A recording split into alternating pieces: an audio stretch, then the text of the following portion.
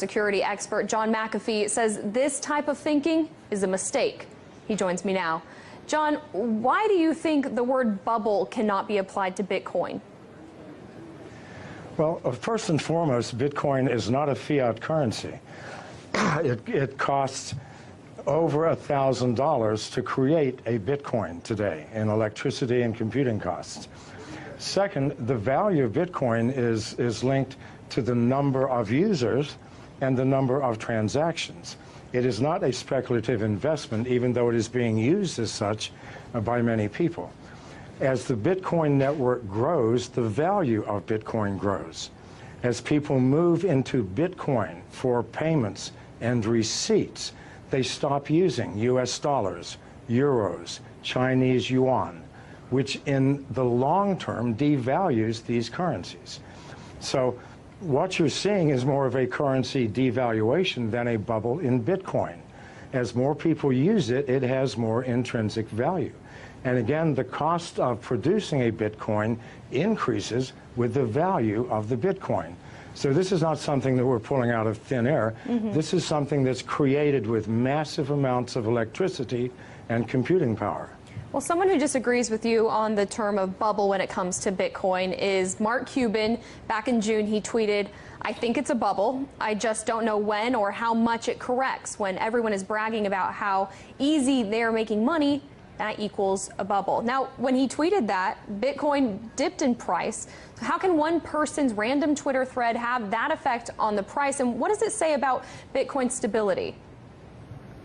Well, it says nothing about Bitcoin stability. After it dropped $500, it's now at 44. So these temporary fluctuations are meaningless, created by speculators, people who do not understand the fundamental technology of the blockchain. Those who do know that in the long term, these fluctuations will make no difference. The more people who use Bitcoin, the more valuable it will become. This is the only metric we can use.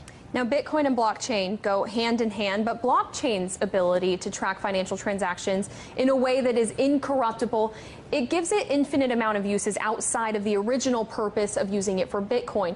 Do you see blockchains overtaking certain aspects of the financial system as we know it now? It will take over all aspects.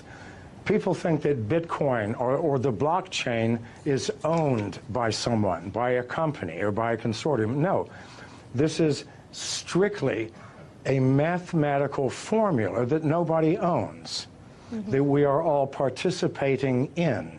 And we use the blockchain for everything from fixing supply chain problems in corporations to verifying the authenticity of the sender and receiver in a financial transaction.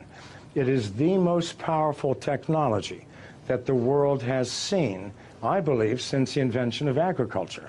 Now, John, we've showed our viewers Bitcoin's rise just in the past month, and we can show it to them again if it's up there. But on July 17th, 1 month ago, you tweeted that Bitcoin's low of 1,800 yesterday simply could not be maintained. In the long term, Bitcoin moves above 500,000 within 3 years. Bet, you ask? So I ask you, John, do you stand by your statement?